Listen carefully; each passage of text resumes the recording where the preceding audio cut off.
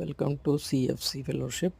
నీ వాక్యము నా పాదములకు దీపమును, నా త్రోవకు వెలుగుగా ఉన్నది. కీర్తనలు 119, 105 వచనం. దేవుని వాక్యము మనకు దీపముగా పనిచేస్తుంది. మన జీవితం ఎప్పుడు చీకటి లేదా అయోమయంలో ఉంటే దేవుని వాక్యము మనకు దారి చూపిస్తుంది. ఎలాగంటే ఒక చీకటి మార్గంలో దీపం లేకుండా నడవటం కష్టంగా ఉంటుంది. అదేలా మన జీవితంలోని దేవుని వాక్యము లేకపోతే మనం తప్పుడు నిర్ణయాలు తీసుకోవచ్చు. కానీ ఆయన వాక్యము చదివితే అది మనకు సరిగ్గా ఎలా జీవించాలో, మంచి దారిలో ఎలా నడవాలో చెబుతుంది.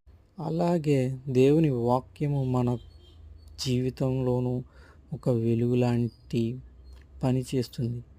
అది మన మార్గాన్ని చూపుతుంది. దేవుని వాక్యము మనకు దారి చూపుతుంది, బుద్ధినిస్తుంది, మన జీవితం సురక్షితంగా ఉండేలా చేస్తుంది. నీ వాక్యము నా కాలికి దీపముగా ఉంది అంటే ఏమిటి? చీకటిలో మనం నడవాలంటే ఒక దీపం అవసరం.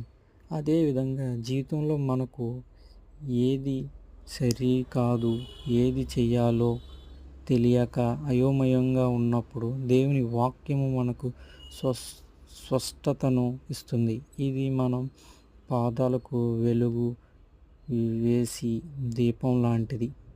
ఒక్కొక్క అడుగు సురక్షితంగా వేయాలంటే నా మార్గమునకు వెలుగు అంటే ఏంటి? దీపము కేవలం కాళ్ళకే కాకుండా మన ముందు మార్గాన్ని చూపుతుంది. ఇదే విధంగా దేవుని వాక్యము మన భవిష్యత్తుకు మార్గదర్శకంగా మారుతుంది. ఒక తెగిన పడవకు దారి చూపే లైట్ హౌస్ లాగా. సముద్రంలో తప్పిపోయిన పడవకు లైట్ హౌస్ దారి చూపిస్తుంది. బైబిల్ కూడా మన జీవితం సముద్రంలో లాంటి లైట్ హౌస్. ఉద్యోగం, పరిణయం, నిర్ణయాల్లో మార్గదర్శకాలు. జీవితంలో ఉద్యోగం ఎంపిక, స్నేహితులు, సంబంధాలు, విలువలు వంటి విషయాల్లో బైబిల్ వాక్యం మనకు